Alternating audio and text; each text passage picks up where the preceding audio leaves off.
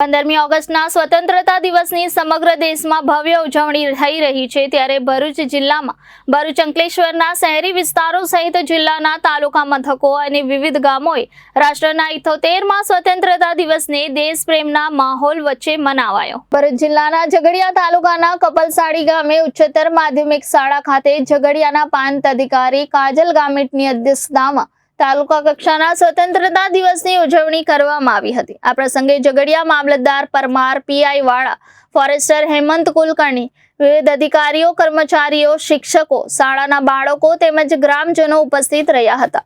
ઝઘડિયા પ્રાંત અધિકારીના હસ્તે ધ્વજવંદનનો કાર્યક્રમ રાખવામાં આવ્યો હતો।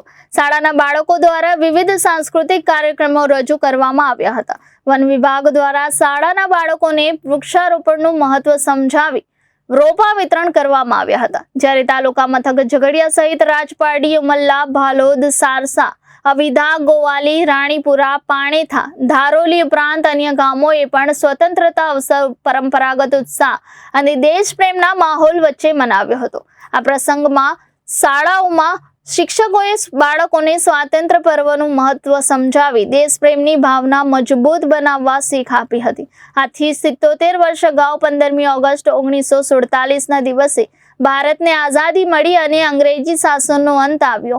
ભારત એક સ્વતંત્ર રાષ્ટ્ર બન્યું। આઝાદીના દિવસની ભવ્ય યાદ આપતું પર્વ એટલે આજનો આ સ્વતંત્રતા દિવસ।